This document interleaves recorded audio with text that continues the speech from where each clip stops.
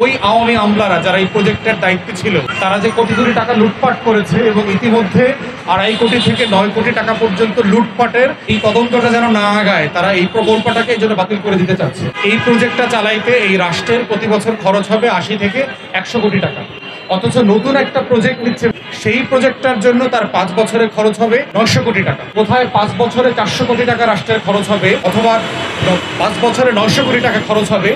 এইটার পার্থক্যের জায়গাটা হচ্ছে লুটপাট। এই 2000 নারী কর্মীকে প্রান্তিক জনগোষ্ঠী থেকে আলাদা করবেন না, এখানে প্রয়োজনে ভেটিং করেন, গোপালগঞ্জ আওয়ামী লীগ আরও কি কি আছে সেগুলো খুঁজে বের করেন, কিন্তু এইটা করতে গিয়ে 2000 নারী কর্মীকে বেকার করে দেওয়ার কোনো যৌক্তিক জায়গা বাংলাদেশে থাকতে পারে না।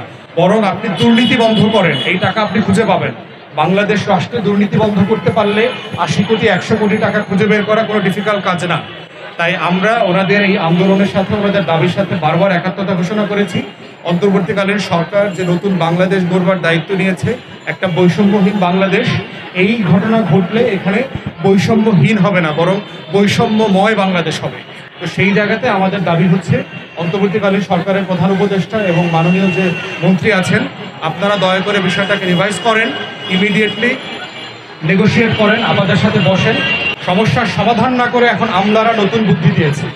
কালকে তারা সারা বাংলাদেশ থেকে কয়েকশো তথ্য আপা, সহকারী তথ্য আপা এবং উদ্যোক্তা নামে একটা নারী সমাবেশ করবে।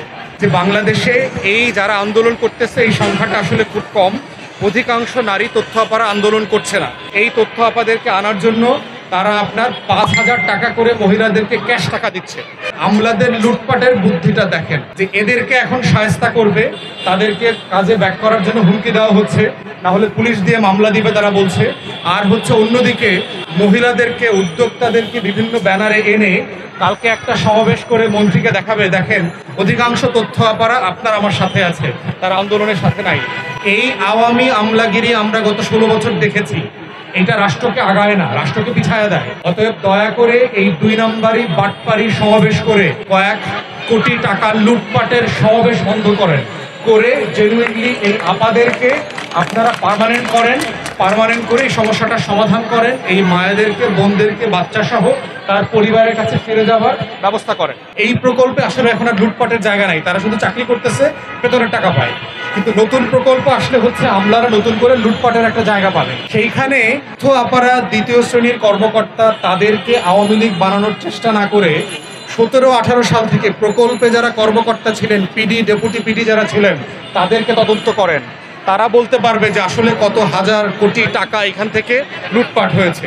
এই জন্য আমাদের বক্তব্য খুব পরিষ্কার, সরকার যে যুক্তিটা দিচ্ছে তাদেরকে স্থায়ী করবার ব্যাপারে, সে সরকারের ফান্ডে টাকা নাই তো একই মন্ত্রণালয় একের পর এক প্রজেক্ট পাস হচ্ছে কিভাবে?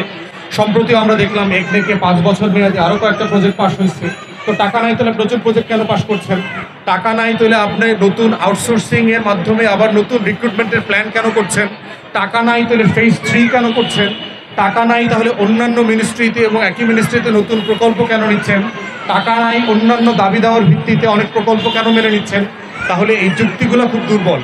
আমি মাননীয় উপদেষ্টাকে বারবার অনুরোধ করেছি যে আপনাকে আমলারা ভুল বুঝাচ্ছে, কারণ আপনি নারীদেরকে নিয়ে কয়েক যুগ ধরে কাজ করছেন।